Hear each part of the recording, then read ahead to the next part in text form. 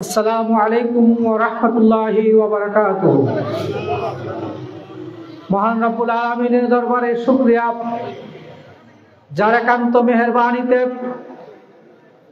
বাংলাদেশ জামাত ইসলামের ফেনী জেলার বিভিন্ন পর্যায়ে ধারাবাহিক কর্মসূচির অংশ হিসাবে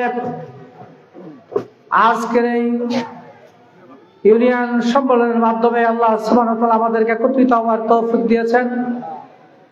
এই সমাবেশে আসার এবং আপনাদের সাথে কথা বলার সুযোগ দিয়েছেন, শুকরিয়া আদায় করছি আলহামদুলিল্লাহ। রাসূল করিম সাল্লাল্লাহু আলাইহি ওয়াসাল্লামের দরুদ আমাদের শহীদ নেতৃবৃন্দের জন্য মহান মাবুদের দরবারে শাহাদাতের সর্বোচ্চ মর্যাদা কামনা করছি। এবং আজকের এই পরিবর্তিত পরিস্থিতি, যে বিপ্লবের মাধ্যমে সাধিত হয়েছে 2024-এর 5ই আগস্টের যে গণ অভ্যুত্থান, যাদের ত্যাগের বিনিময়ে, যাদের রক্তের বিনিময়ে আল্লাহ সুবহানাহু ওয়া তাআলা বাংলাদেশকে স্বৈরাচার মুক্ত করেছেন, জালেম মুক্ত করেছেন। মহান মাবুদের দরবারে আমাদের প্রিয় ভাই আবু সাইদ, মীর মুগ্ধ, সরোজন মাসুদ সহ প্রায় 2 সহস্রাধিক শহীদের জন্য মাবুদের দরবারে শাহাদাতের সর্বোচ্চ মর্যাদা কামনা করছি এবং সুস্থতা কামনা করছি। এই স্বৈরাচার পতন আন্দোলনে রাজপথে যারা গুলিবিদ্ধ হয়েছেন, আহত হয়েছেন, ক্ষতবিক্ষত হয়েছেন, যারা হাত হারিয়ে, চোখ হারিয়ে, পা হারিয়ে এখনো হাসপাতালে অসুস্থ অবস্থায় জীবনযাপন করছেন, আল্লাহ রাব্বুল আলামিন তাদেরকে পরিপূর্ণ সুস্থতার ব্যবস্থা করে দেন, আমিন। সম্মানিত উপস্থিতি, সম্মানিত ভাইরা, আমি আন্তরিকভাবে দুঃখ প্রকাশ করছি, আমার আসতে একটু দেরি হয়েছে। আমি আরো 2টি প্রোগ্রামে সকালবেলা অংশগ্রহণ করার কারণে সেখান থেকে এসেই আপনাদের এখানে সংযুক্ত হয়েছি।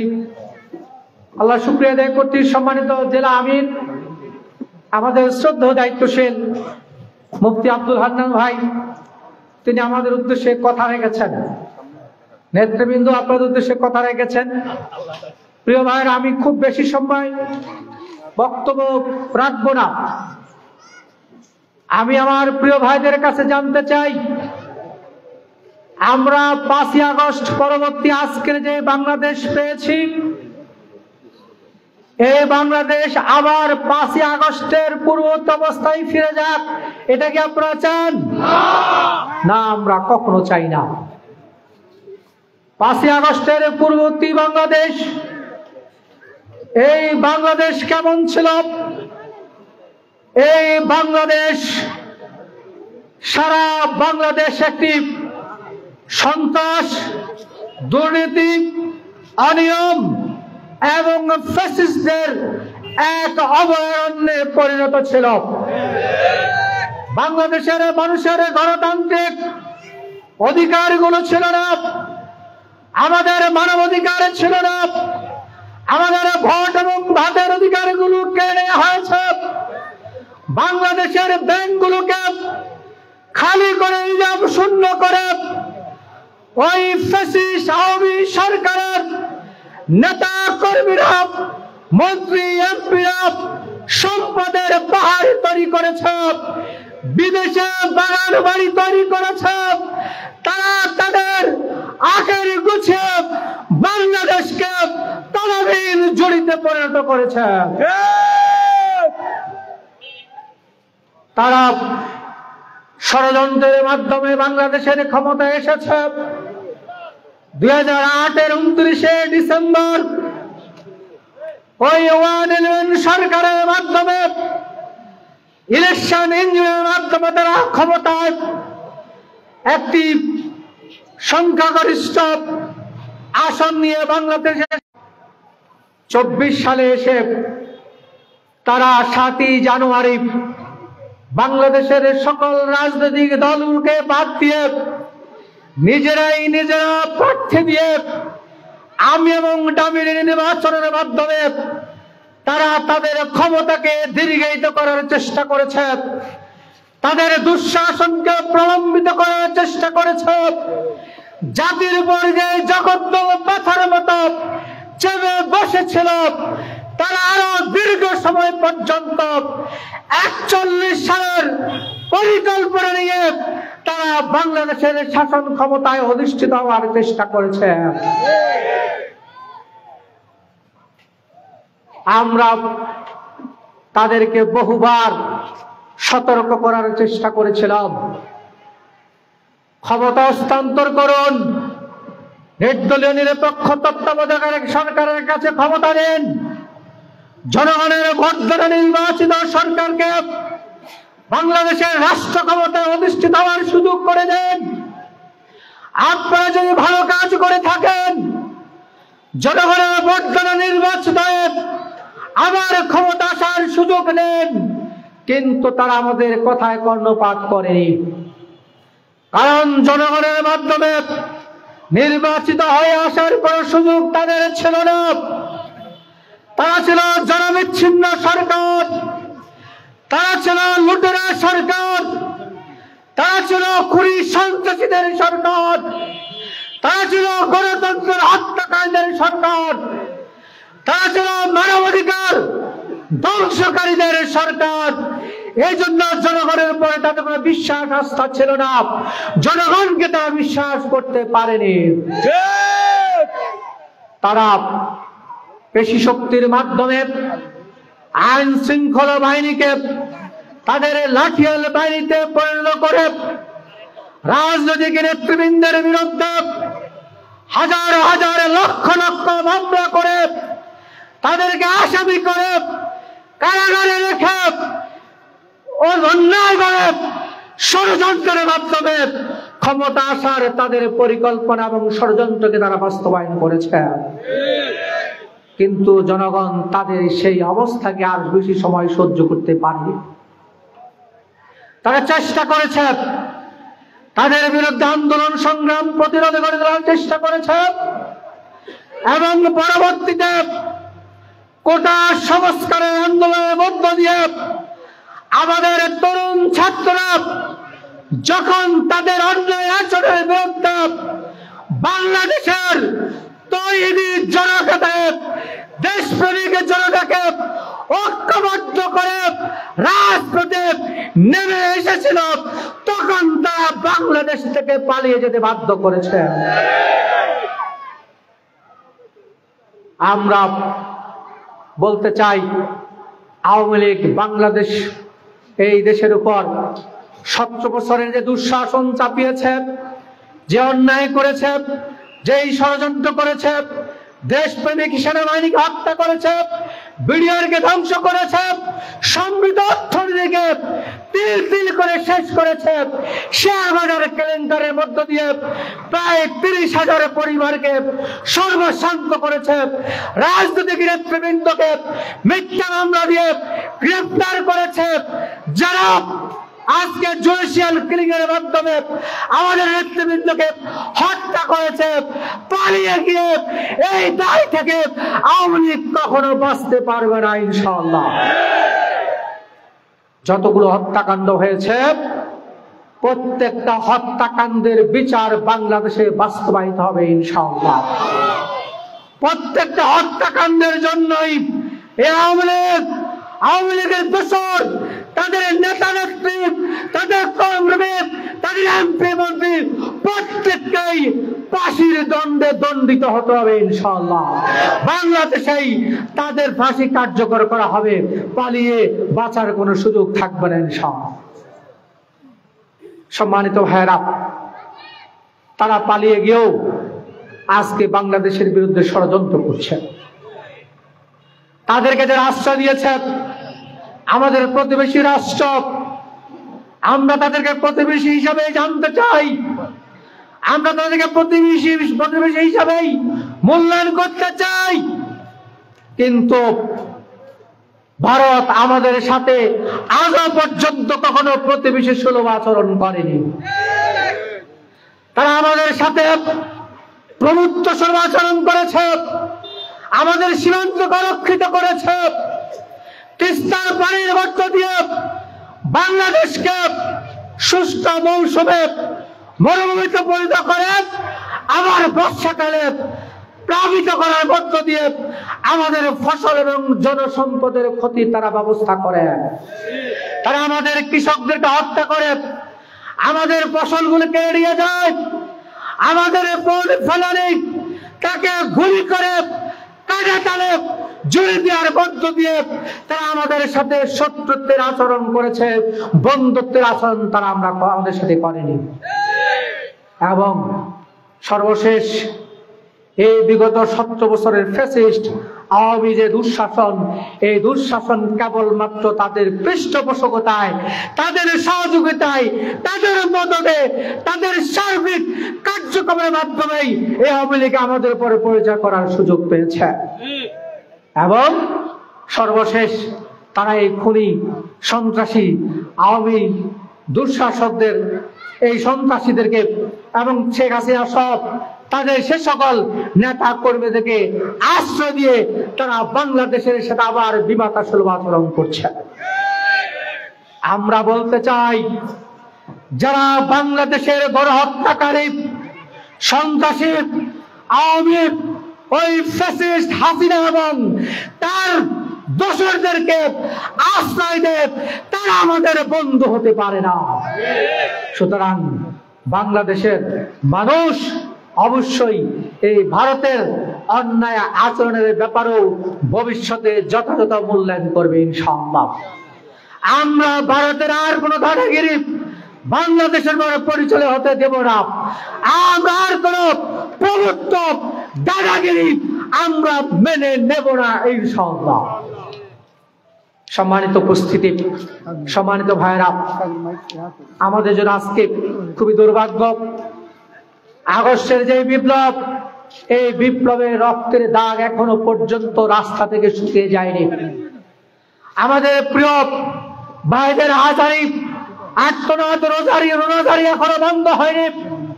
ওই সন্তান হারাপ, স্বামী হারাপ, ভাই হারাপ সেই মানুষগুলোর আজারি আত্মনাথ এখনো বন্ধ হয়নি। কিন্তু আবার আমরা বাংলাদেশে নতুন করে ফ্যাসিস্টদের একটি আনাগোনা উপলব্ধি করার আমরা সুযোগ পাচ্ছি। আবার নতুন করে বাংলাদেশের ষড়যন্ত্র করার চেষ্টা করছে। আবার চাঁদাবাজি, টেন্ডারবাজি, দখলদারিত্বের মাধ্যমে বাংলাদেশের মানুষকে অতিষ্ঠ করার, জনগণের উপর দুর্ভোগকে চাপিয়ে দেওয়ার চেষ্টা করা হচ্ছে। আমরা বলতে চাই, আমরা রক্ত দিয়ে, জীবন দিয়ে, আমাদের ভাইরা জীবনের কোরবানির মাধ্যমে যেই ফ্যাসিস্ট থেকে বাংলাদেশকে মুক্ত করেছে, আর কোন ফ্যাসিস্টকে আমরা বাংলাদেশে প্রতিষ্ঠা হতে দেব না, দেব না, দেব না। প্রয়োজনে আবার বাংলাদেশের মানুষ ঐক্যবদ্ধ হয়ে রাজপথে ওই চাঁদাবাজ, টেন্ডারবাজ, খুনি, দখলদারিত্বের বিরুদ্ধে আপোষহীন সংগ্রাম করবে ইনশাআল্লাহ। যারা নতুন করে এই ষড়যন্ত্র করছেন, যারা ওই ফ্যাসিস্টদেরকে পৃষ্ঠপোষকতা করছেন, যারা আবার সেই 71-এর বাস্তবতা, সেই সকল কাহিনীগুলোকে জাতির সামনে উপস্থাপন করছেন, মনে রাখবেন আওয়ামী লীগের যা পরিণত হয়েছে, ফ্যাসিস্ট খুনি সন্ত্রাসীদের যেই পরিণত হয়েছে, ওই বাস্তবতা 71-এর ইস্যুকে কেন্দ্র করে জাতিকে যদি বিভক্ত করতে চান, আপনাদের পরিণতি আওয়ামী লীগের চাইতেও ভয়াবহ হবে ইনশাআল্লাহ। আমাদের খুবই কষ্ট লাগে, বাংলাদেশের জনগণের জন্য রাজনীতি করার কত ইস্যু রয়েছে, কত বিষয় রয়েছে, কত ঘটনা রয়েছে, কত দিক নিয়ে কথা বলার সুযোগ রয়েছে, কিন্তু এ সকল কপাল পোড়া রাজনৈতিক নেতৃবৃন্দ আবার জাতিকে 71 ইস্যু করে বিভক্ত করার ষড়যন্ত্র এবং চক্রান্ত করছে। এদেশের মানুষ 71-কে কেন্দ্র করে আর বিভাজিত হবে না। 71-কে আমরা ধারণ করে 721 মুক্তিযোদ্ধাকে আমরা সম্মান করি, তাদের আত্মত্যাগকে আমরা মূল্যায়ন করে তাদের সেই ত্যাগকে সামনে রেখে আমরা বাংলাদেশকে বিনির্মাণ করার স্বপ্ন দেখছি, কার্যক্রম পরিচালনা করছি। কিন্তু 71কে কেন্দ্র করে জাতিকে বিভক্ত করার ষড়যন্ত্র বাংলাদেশে আর কার্যকর হতে দেওয়া হবে না ইনশাআল্লাহ। বাংলাদেশ জামাত ইসলামী বাংলাদেশের সবচাইতে মজলুম দল, বাংলাদেশের সবচাইতে জুলুম নির্যাতন নিপীড়নের শিকার বাংলাদেশের জামাত ইসলামী।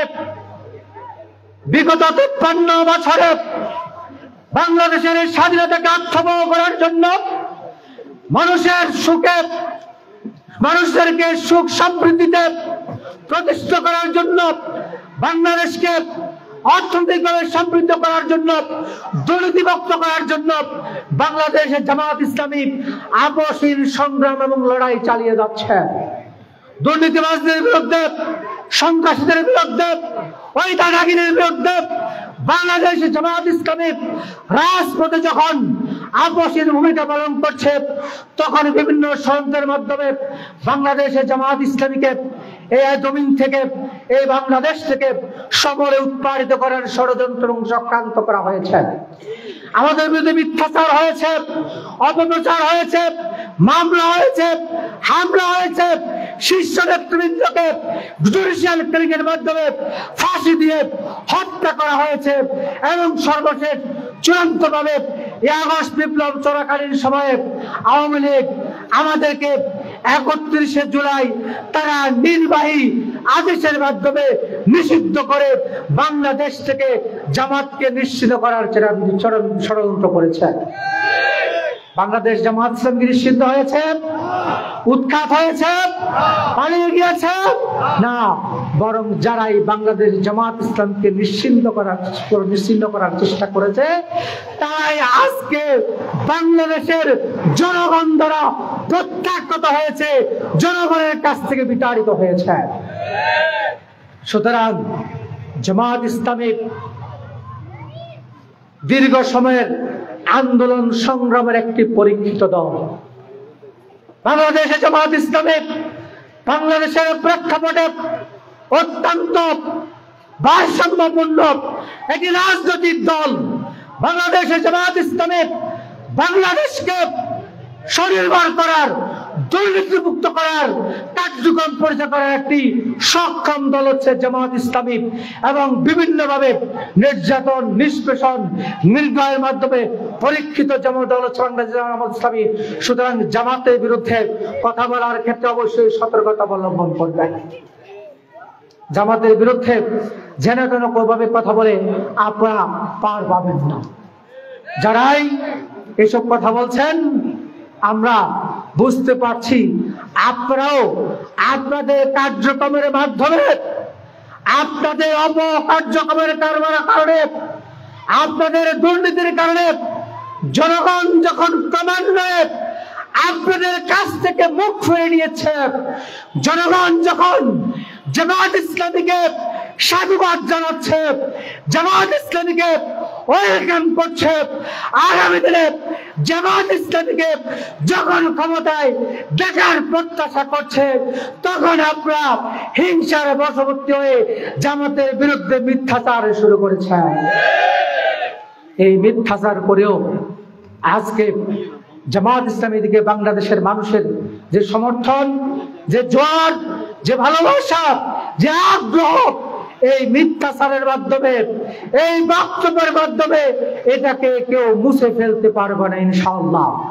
বরং 53 বছরের বাংলাদেশে আজকে 18 কোটি জনতার স্লোগান হচ্ছে সব দলকে দেখা শেষ। 53 বছরের বাংলাদেশে রাজনৈতিক দলের ক্ষমতার পরিবর্তন হয়েছে, চেয়ারের পরিবর্তন হয়েছে, জনগণের ভাগ্যের কোনো পরিবর্তন হয়নি। সুতরাং আমরা সেই সমস্ত দলগুলিকে চাই না, সব দলকে দেখা শেষ। জামাত ইসলামী বাংলাদেশ আগামীতে সংসদে বাংলাদেশের জামাত ইসলামীকে এদেশের জনগণ দেখতে চায়। সেই স্লোগানে আজকে বাংলাদেশে ধ্বনিত প্রতিধ্বনিত হচ্ছে আলহামদুলিল্লাহ। সুতরাং আজকে বাংলাদেশ জামাত ইসলামীকে সেই দায়িত্ব গ্রহণ করতে হবে। জাতির দুঃখ দুর্দশা লাঘবের জন্য আমাদের মানুষের কাছে পৌঁছতে হবে। সামাজিক কার্যক্রমের মাধ্যমে মানুষের কাছ থেকে সহযোগিতা করতে হবে। আল্লাহর দিনের এই দাওয়াতকে, দিনের এই মাস মিশনকে, দিনের এই কাফেলাকে এই জাতির সমস্ত ব্যক্তির কর্ণকুহরে পৌঁছে দেওয়ার চেষ্টা করতে হবে। আমাদের দাওয়াত আল্লাহর দিকে, আমাদের দাওয়াত ইসলামের দিকে, আমাদের দাওয়াত কল্যাণের দিকে, আমাদের দাওয়াত নিরাপত্তার দিকে, আমাদের দাওয়াত সামাজিক সুবিচার, সাম্য এবং ন্যায় বিচারের দিকে। এই দাওয়াতকে আমরা সকল মানুষের কাছে পৌঁছে দিতে চাই। আপনারা কি প্রস্তুত রয়েছেন? আপনারা কি পারবেন? ইনশাআল্লাহ, ইনশাআল্লাহ। আমরা কোনো ব্যক্তির আদর্শের কথা বলি না, আমরা দুনিয়ার কোনো তন্ত্রমন্ত্রের কথা বলি না, আমরা দুনিয়ার কোনো মানুষের মন গড়া মতবাদের কথা বলি না।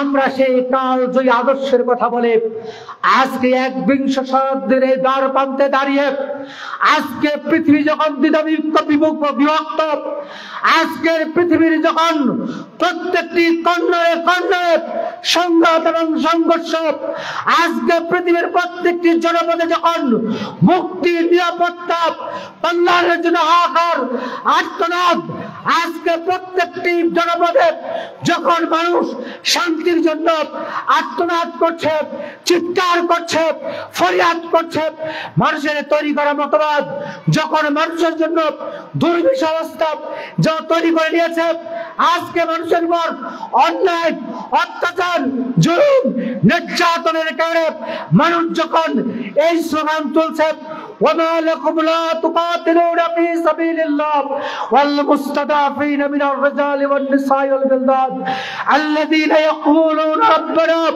أخرجنا من هذه القرية الظالم أهلها واجعل لنا من لدنك وليا واجعل لنا من لدنك نصيرا। আজকে বাংলাদেশ জামাত ইসলামী সেই কথা বলতে চায়। আজকে পৃথিবীর এই জঞ্জাট বিক্ষুব্ধ অশান্ত পৃথিবীকে শান্ত করার জন্য রাসূলের আদর্শ ছাড়া, কোরআনের সে বিধিবিধান ছাড়া, আল্লাহর হুকুম ছাড়া মুক্তিকামী মানুষের মুক্তির পথকে নিশ্চিত করা কোনোভাবেই সম্ভব নয়। আমরা সে আদর্শকে এখানে প্রতিষ্ঠিত করার জন্য দায়িত্ব নিয়ে আজকে মানুষের কাছে যাওয়ার চেষ্টা করছি।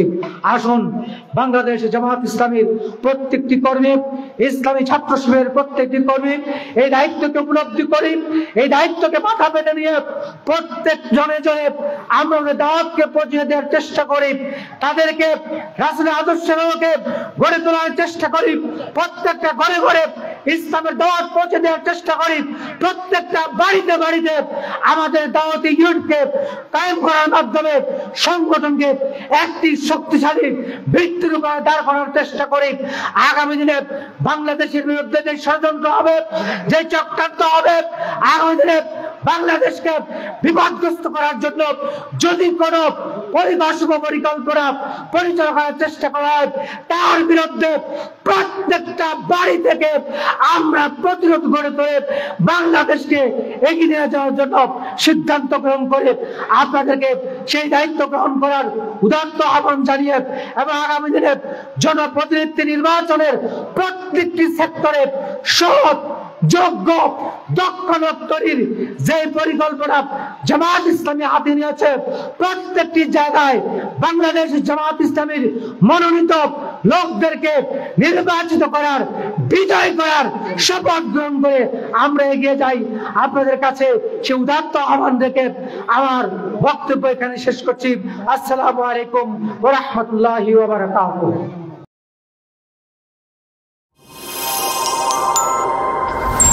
প্রত্যাশা টিভি, ভালোর সাথে আলোর পথে।